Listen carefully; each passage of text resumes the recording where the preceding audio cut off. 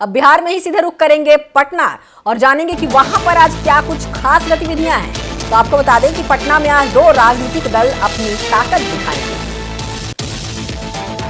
एक पदयात्रा तो दूसरा रैली के जरिए दिखाएंगी अपनी ताकत। 2025 चुनाव के पहले अपनी ताकत दिखाने में जुट गए हैं प्रशांत किशोर और आज गांधी मैदान में बिहार बदलाव रैली करेंगे। 2 अक्टूबर को राजनीतिक दल का गठन किया गया था जनसुराज पार्टी के रूप में और आज पटना की सड़कों पर पलायन रोको नौकरी दो को लेकर पद यात्रा होगी। आपको बता दें कि आज गांधी मैदान में बिहार बदलाव रैली होगी। 2 अक्टूबर को राजनीतिक दल का गठन किया गया जनसुराज पार्टी के रूप में। तो बिहार से बड़ी खबर,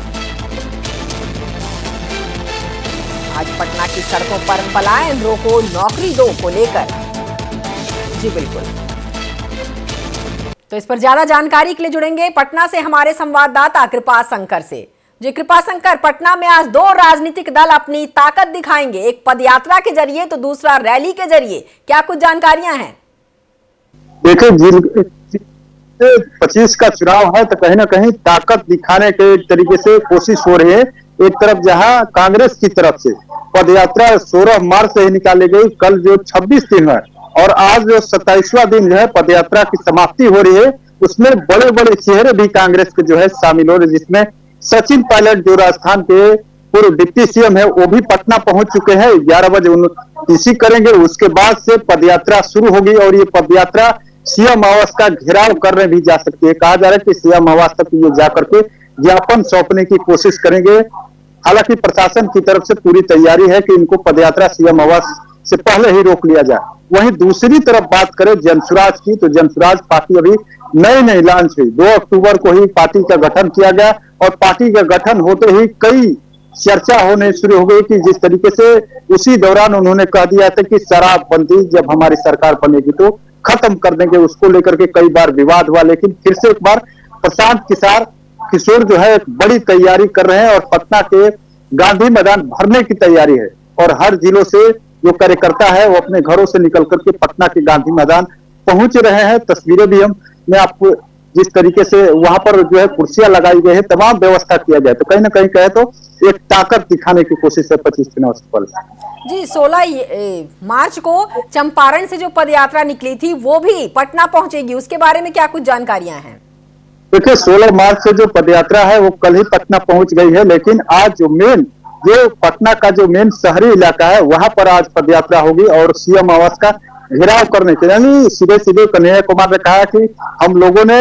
सिर्फ पलायन ही एक मुद्दा नहीं है, किसानों का मुद्दा है, तमाम लोगों का जो अलग अलग मुद्दा है वो सभी लोग जुड़े हैं और हम लोगों ने उनकी बातों को सुना है और उस बातों को लेकर के हम लोग सीएम आवास जाएंगे, उनको ज्ञापन सौंपेंगे। जी मुद्दे तमाम हैं, लेकिन खासकर अगर पलायन की बात करें तो पलायन को लेकर कांग्रेस जो है वो सत्ता पक्ष को घेरने की तैयारी में जुटी हुई है। जिस तरीके से कांग्रेस के जो कन्हैया कुमार है उन्होंने साफ साफ कह दिया है कि जब कोविड में जितने जो बाहर काम करने वाले लोग थे उनका डाटा इकट्ठा किया गया था कि 70 लाख लोग आए, 80 लाख लोग आए, लेकिन आखिर में वो लोग फिर चले कहां गए? आखिर में उनका फिर तो पलायन ही हुआ है। तो कहीं ना कहीं कांग्रेस इसको एक बड़ा मुद्दा 25 चुनाव से पहले बनाने में जुटी हुई है और जनता को भी सीधे मैसेज देना चाहती है कि अगर जो है जनता की कोई लड़ाई लड़ सकता है तो वो कांग्रेस है। लेकिन यहाँ कहे तो एक और चीज सामने आ रही है कि जिस तरीके से कांग्रेस अपनी रणनीति तैयार कर रही है, अपनी जमीन तलाश रही है कि कहीं ना कहीं चुनाव है और चुनाव से पहले अपने कार्यकर्ताओं को मजबूती एक ऊर्जा प्रदान करे कि जिससे सीट का भी इजाफा किया जा सके। जी कृपाशंकर, जिस तरह से बिहार में नीतीश कुमार का सुशासन के नाम से उनकी सरकार को जाना जाता है और जिस तरीके से कांग्रेस उन्हें चुनाव के पहले घेरने की कोशिश कर रही है और वो भी पूरी रणनीति के साथ वो भी चुनावी मैदान में उतर रही है, तो क्या लगता है कि इस बार नीतीश कुमार का जो सत्ता पक्ष में बने हुए हैं और विपक्ष जिस तरह से उन्हें घेरने की कोशिश कर रहा है, तो क्या कुछ असर पड़ सकता है इस चुनाव के मद्देनजर?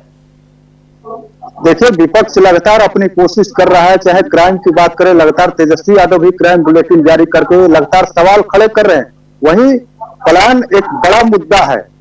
इसको कहीं से भी इनकार नहीं किया जा सकता। अब किस कारण पलायन हुआ ये कहा नहीं जा सकता, क्योंकि लगातार ये भी कहा जाता है कि पलायन 90 से शुरू हुआ, कोई कहता है कि नीतीश कुमार के राज में शुरू हुआ, लेकिन पलायन एक मुद्दा है अब राजनीतिक दल इसको किस तरीके से भुनाते हैं ये भी देखना दिलचस्प होगा, क्योंकि चुनाव में मुद्दे तो कई होते हैं, लेकिन अंततः जो वोट का परसेंटेज होता है, देखा जाता है कि जाति के आधार पर अंत में वोट पड़ता है। तो कहीं ना कहीं मुद्दे अगर राजनीतिक दल जिस तरीके से 2020 के चुनाव की बात करें तो तेजस्वी यादव ने एक बड़ा मुद्दा छेड़ा था रोजगार को लेकर के, सरकारी नौकरी को लेकर के 10 लाख का जो बात कहा था, और पूरे चुनाव तक वो स्टैंड एक ही स्टैंड पर खड़े रहे, तो कहीं ना कहीं उनको फायदा मिला। तब देखना यह होगा कि अगर कांग्रेस ने जो पलायन का मुद्दा छेड़ा है तो क्या ये पलायन के मुद्दे को लेकर 25 चुनाव तक रहती है या कोई और मुद्दा निकाल लेती है। जी कृपाशंकर, एक आखिरी सवाल आपसे कि जिस तरह से राजनीतिक दल आज अपनी ताकत दिखाने में जुटेंगे, एक दल पदयात्रा कर रहा है तो दूसरा जो दल है वो रैली निकाल रहा है, तो इन सब को लेकर प्रशासन सुरक्षा के दृष्टिकोण पर अगर हम बात करें तो क्या कुछ तैयारियां हैं? देखिए, प्रशासन पूरी तरीके से अलर्ट है, अलग अलग जो है बैरिकेडिंग भी किया गया है, और गांधी मैदान के अगल बगल चारों तरफ सुरक्षा है, रास्ते भी बताए गए हैं कि आप इधर से नहीं जाएंगे, और गांधी मैदान में जो है रैली जो है वो अंदर हो रही है, इसलिए प्रशासन को उतनी मुस्तैदी नहीं। लेकिन जो पदयात्रा है, कांग्रेस की जो पदयात्रा है पलायन रोको नौकरी, उसको लेकर के प्रशासन पूरी तरीके से, चाहे सीएम आवास की बात करे या और जो राजभवन की बात करे, चारों तरफ जो है ये सुरक्षा बढ़ा दिया गया है कि कांग्रेस के जो कार्यकर्ता है उसमें युवा भी शामिल होंगे, यूथ के जो कांग्रेस के है वो भी शामिल होंगे, तो कहीं ना कहीं और बड़े नेता भी शामिल होंगे, और राजधानी है तो सुरक्षा को देखते हुए प्रशासन पूरी तरीके से अलर्ट है। जी कृपाशंकर, तमाम जानकारियों के लिए आपका बहुत बहुत शुक्रिया। तो एक बार आपको फिर से बता दें कि पटना में आज दो राजनीतिक दल अपनी अपनी ताकत दिखाएंगे,